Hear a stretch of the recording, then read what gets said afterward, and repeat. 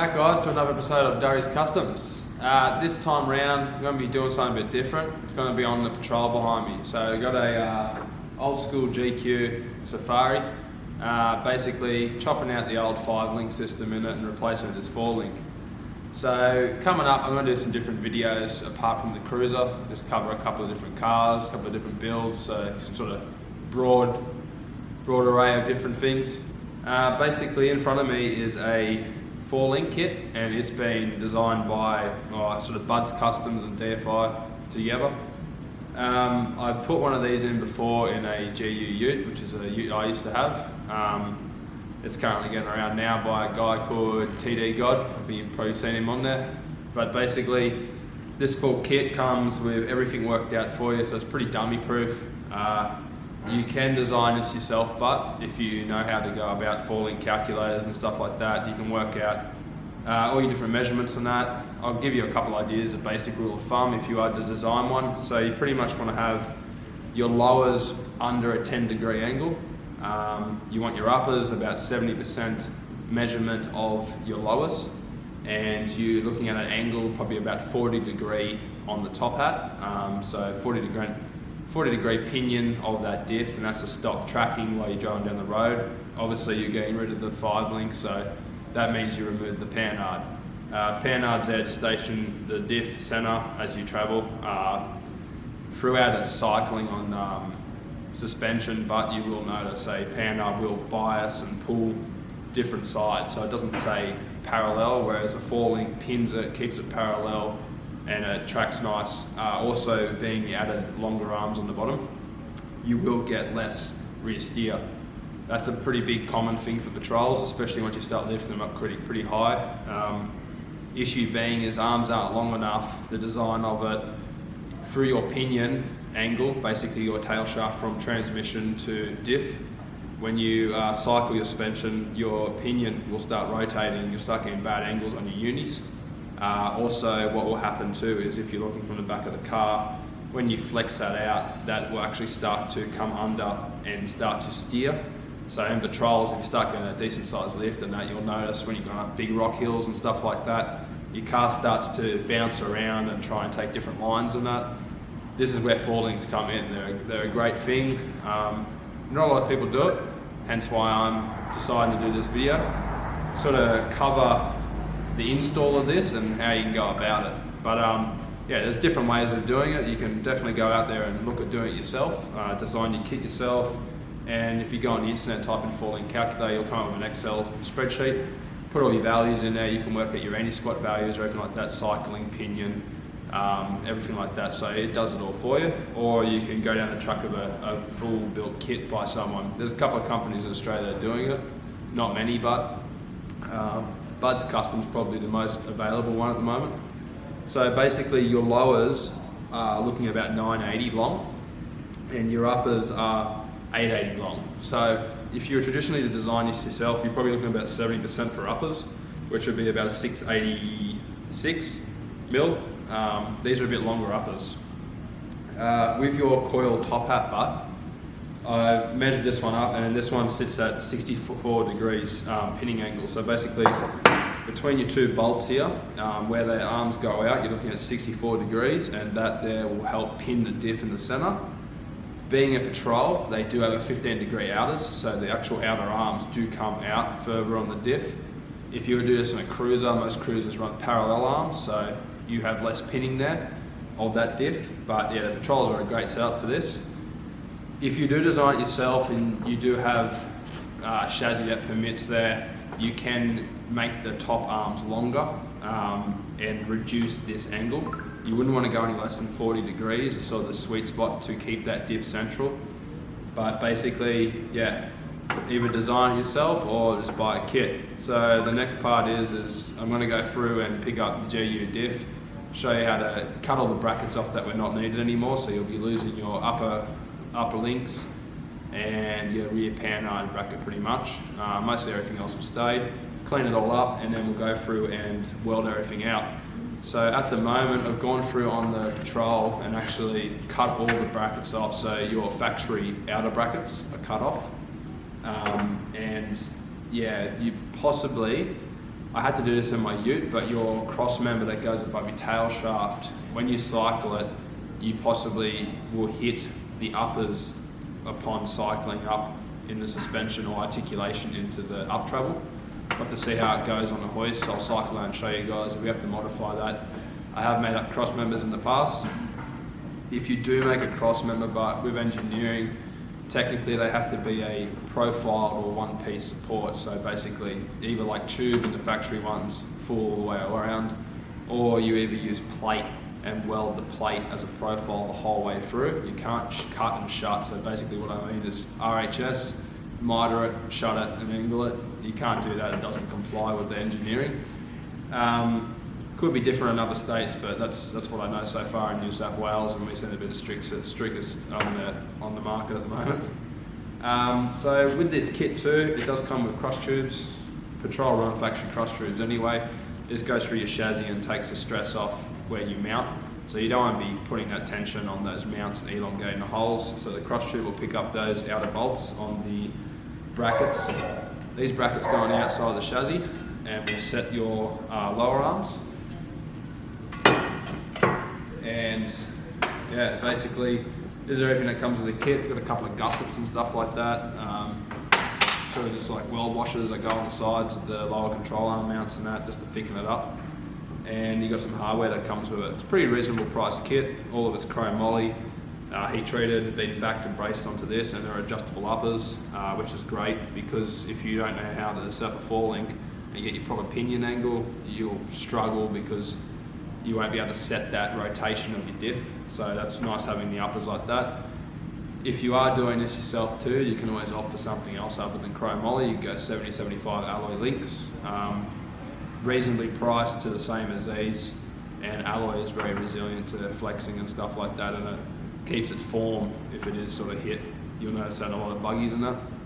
But basically, we've got the diff up here now, chop all the brackets off, and we'll start welding out the top hat and weld washers on that, and we'll get into it.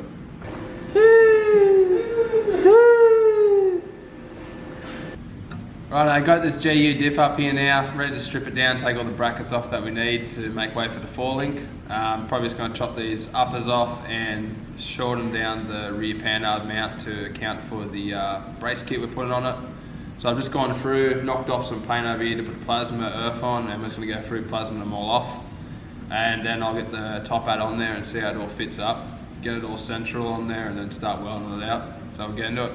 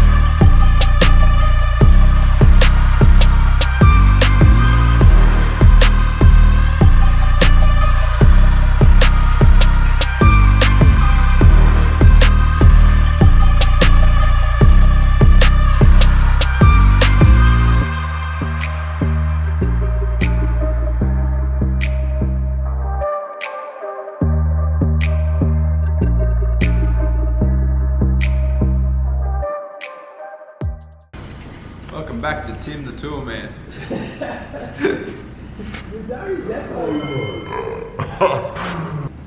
Alright guys, I've gone through and cleaned up the GU housing now, and I've prepped it up with some copper paint like I normally use, just a rust inhibitor. It's weldable too. So I've got the top hat on here now, and I've gone through and shaved it up a bit to try and get it as close as possible so the welds don't have to be bridged so much. I don't want to put too much heat in it. And on the back you can see these two posts coming up. I use that as a straight edge either side of this axle to get the center point. And then I've also used it for my laser level, which you can see that's aligning the top hat up. Pretty much got my center off the main weld that runs through the axle here. My bench is pretty level, so it worked out pretty well. So I'm going to go through now and tack this and just try and get it all set up right, rotate it forward a little bit just so it's nice and level on each plane. And then we'll go through and put the other parts of the kit in. So it comes with these little tabs and they weld out onto the lower control arms, and they're sort of just like a weld washer to thicken it up. And also while I'm doing that, I've gone through and drop sawed up some little bit of cross tube. So I put them in there with the bolt and then weld these up so that it doesn't distort it too much or ruin the mount, so that the lower control arm can still fit in there with ease. So we'll go through now and we'll start welding this all up.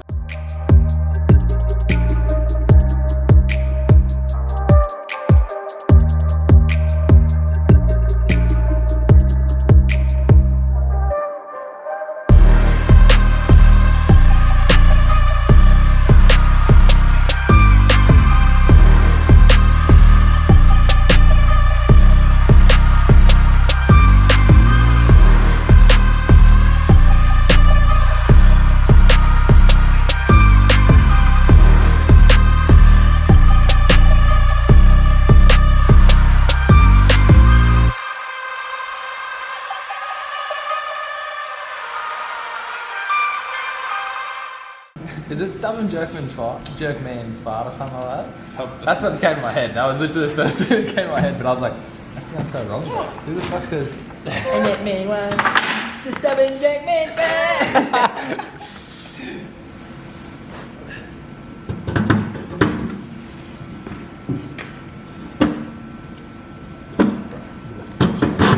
Come on.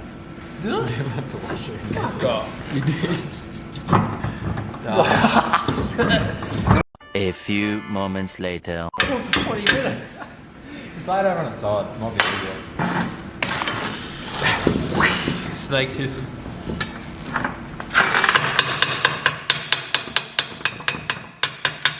Really testing your welds. There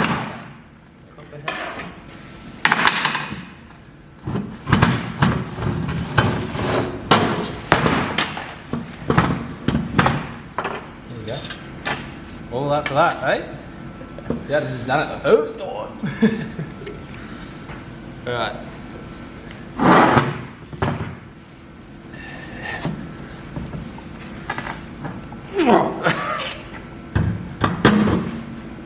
Oh, for fuck's sake. There we go. Just give it a little. There she goes. That good.